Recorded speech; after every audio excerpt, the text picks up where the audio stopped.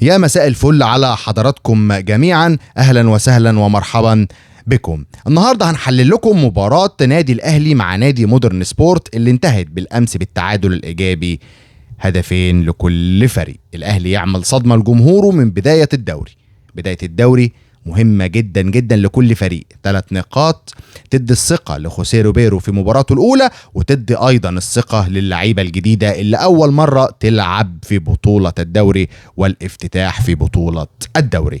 الأهلي ابتدى بداية غير جيدة في بطولة الدوري، تعادل إيجابي 2-2.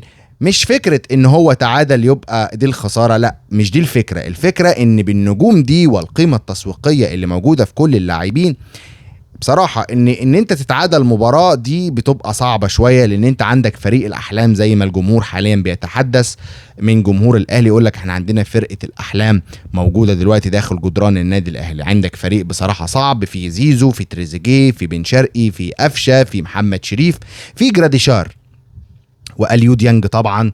وهنتكلم شويه كتير جدا معاك يا روبيرو على موضوع اليو ديانج، وطبعا محمد علي بن رمضان وياسين مرعي. بصراحه يعني تعادل مخيب للامال جدا مع جماهير النادي الاهلي. روبيرو بدأ بتشكيل مصطفى شوبير وياسر ابراهيم مع ياسين مرعي ومحمد هاني ومحمد شكري. اعتقد رباعي خط الظهر وحراسة المرمى ما فيهوش اي مشاكل، لكن بدأ في وسط الملعب ب3 لا يوجد فيهم، يعني كان اليو ديانج. اين اليو ديانج يا خوسيه روبيرو؟ اليو ديانج يتواجد في وسط الملعب والباقي يجي بعديه، ده المفروض، لكن هو لعب بمحمد علي بن رمضان وقفشه، وطبعا كمركز 6 احمد رضا محرز هدف الاهلي الاول في المباراه. طيب اليو ديانج لابد من مشاركته في وسط ملعب النادي الاهلي، لان اليو ديانج ده انت لو لعبت بيه تلعب جنبيه بواحد بس والباقي كله قدام. طيب هتقول لي ازاي؟ هقول لك انت لو لعبت باليو ديانج في وسط الملعب خلاص انت عندك واحد قوي جدا بدنيا ما شاء الله، كاسحة الغام في وسط الملعب، يقدر يلم لك كل حاجة في وسط الملعب، يقدر يسترجع لك الكرة بشكل سريع جدا، ما يعملش اي اخطاء. كده انت ممكن كنت تلعب فقط لا غير باليو ديانج، وقدام محمد علي بن رمضان وزيزو وتريزيجيه، وكمان مين؟ بن شرقي، ومهاجم وحيد كان ممكن يكون شريف او ايا كان مين هتلعب بيه، سواء جراديشار او محمد شريف. لكن عدم وجود اليو ديانج علامة استفهام كبيرة جدا من خوسيه روبيرو. خوسيه روبيرو لازم يكون عارف قيمة هذا اللاعب في وسط الملعب. انت ممكن تستغني عن الاتنين بتوع وسط الملعب وتلعب بقدام بالقوة الضاربة الهجومية للنادي الاهلي. كنت خلصت المباراة من اول نص ساعة ولعبت يا سيدي براحتك باقي الشوط وباقي الشوط التاني براحتك. كنت هتلعب فقط لا غير ب4-1-4-1. كنت هتلعب طبعا ديانج، وقدامهم محمد علي بن رمضان، وهيبقى جنبيه تريزيجيه. على الناحيه الشمال هيبقى اشرف بن شرقي، وهنا هيبقى زيزو، وفي المنطقه الاماميه هيبقى محمد شريف او جراديشار. انت كنت هتاكل الملعب اكل بكل ما تحمله الكلمه من معنى. لكن هو انا معرفش عمل ليه كده، استبعد اليو ديانج ولعب احمد رضا. طبعا كامل التقدير والاحترام لاحمد رضا، لكن انا بتكلم مع حضرتك التشكيله اللي كانت تكسبك من بدري وتخليك تكسب وتحط رجل على رجل. ابتدى الشوط الاولاني ضغط من النادي الاهلي كالمعتاد، ولكن دون فاعليه هجوميه. تسديده وحيده كانت من تريزيجيه، مش في ال3 خشبات، كانت جنب ال3 خشبات، وطلعت ضربه مرمى. شوط اول فقير جدا فنيا، ما فيهوش اي حاجه فنيه ولا اثاره ولا متعه كرويه. لكن الشوط الثاني ابتدى بعرضيه من احمد سيد زيزو، عرضيه مميزه، اتلعبت ضربه ركنيه، طلع بدماغه احمد رضا يعلن عن هدف اول اهلاوي.